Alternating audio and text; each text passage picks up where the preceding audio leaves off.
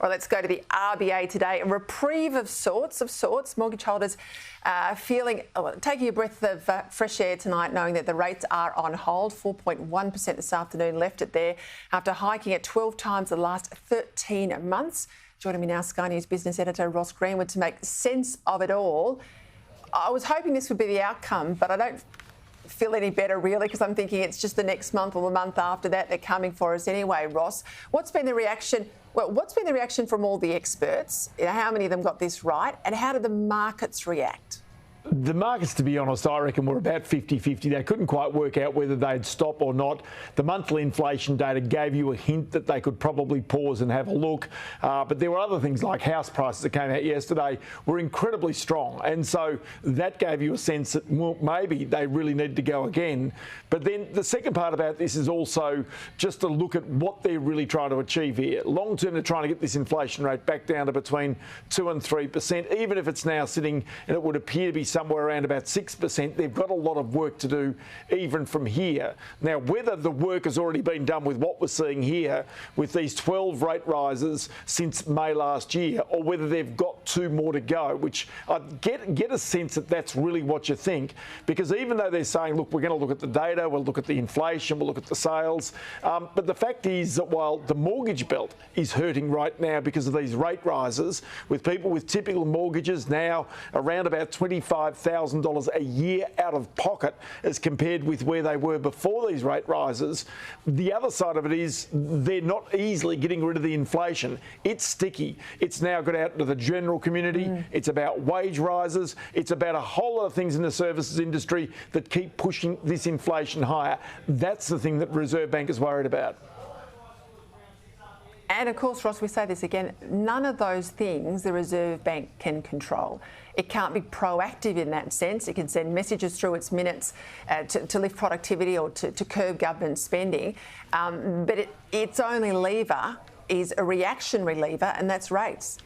That's so true, but it's a pretty effective one normally. As I say, normally it would affect the household sector. They'd curb spending. But it seems as though Australia's community right now is divided with those who have got cash and those who don't. Those who have got debts and not much cash are going to be the ones that generally struggle at the edges.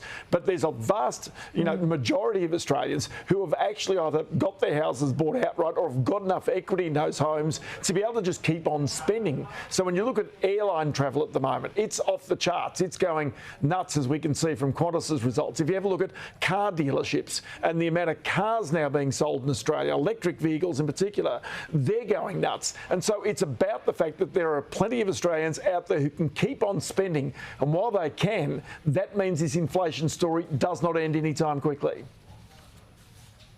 Well, the spending is coming from the states too. I mean, the AIG group was out today saying $260 billion of state government spending across the board, transport, energy projects, the whole box and dice. They say that's jeopardising the ability of the bank to get inflation under control. Now, are they right? Yeah, they're absolutely right, because bear in mind that on one hand, you've got the Reserve Bank with this very blunt lever of interest rates. Then the government kind of says, well, it's not our fault, it's the Reserve Bank's fault that all of this has taken place. But at the very essence of all of this, government, state, federal and local, if they can maintain or curb their own spending, they do long-term take pressure off inflation. Federal government, last budget, shows that over the next 4 years, its spending will increase by $125 billion. Now, the interesting thing is when you look at the stats, they say it's not very much. It's only 1.8% in real terms. Now, remember that real terms means it's on top of inflation. So it's actually not the nominal number that they're talking about. So that's an extra $125 billion worth of spending that is added, that is putting pressure on the money in the economy, therefore inflation, therefore interest rates. So some of this does lay at the feet of the federal and the state governments as well. Good point. Seaway is so good at home. Seaway is so good. Let's go to the corporate regulator, ASIC. They are concerned there's been a real spike in company insolvencies, up 17%. Some say this is pandemic, high inflation, interest rates, etc. Now, is this the canary in the coal mine for business health, or the sort of expected fallout from the pandemic that we're just going to move through? I think it's a bit of everything. I mean, if you've had interest rates go up as high as they have, and then you've got most small business owners who, when they need cash, basically go and borrow against their house to go and put it in there. Ultimately, a lot of those businesses, if cash flows are drying up, consumer demand is easing off, then they've got no choice but to go broke. Remember, many of these companies, some of them zombie companies that were allowed to survive during the recession from COVID, simply because the government stopped any company from really being able to go broke during that time. So eventually there's a catch-up period, and you're probably seeing that right now. So it's a combination of all of these events, but as you look forward into the next 12 months, you can see more companies going broke, and of course that means that more people lose jobs, and that's the reason why the unemployment rate over that period of time is expected to tick up from 3.6% probably to somewhere around about 4.5%, which is 200,000 extra Australians who won't have work. Just before we go, PwC, even today we've got them in the news again. Multiple partners have left the company, including a former chief executive, Tom Seymour. This is over the tax leak scandal. We know it was a number of years ago, but it's only recently come to light and it's dominated headlines. Surely they're going to have to rebrand. I mean, they can't call themselves PwC. They can't expect to be picking up work with corporates or government unless they are seen to have really cleaned out this rot, surely.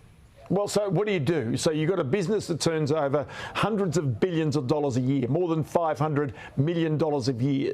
You've got 750 staff, but you know that you cannot pick up that work. So you sell it to a private equity fund for $1 single. That shows the depths. The fact that internationally PwC has become involved and really had to, get involved in trying to maintain its own reputation on a global basis, because this could have become an issue on a global basis, not just in Australia, about what PwC has done. And finally, you get to the thing where they have rebranded. They've called it Syne, S-C-Y-N-E, which I looked up today, and in Old English it means beautiful, which is nothing like that. Nothing about this is beautiful, I've got to tell you. And certainly it's bizarre. They're going to lose staff as a result of this, because a lot of the older partners who rely on PwC to pay their future retirement benefits are going to wonder whether a $1 company is going to do the same thing for them in the future as well.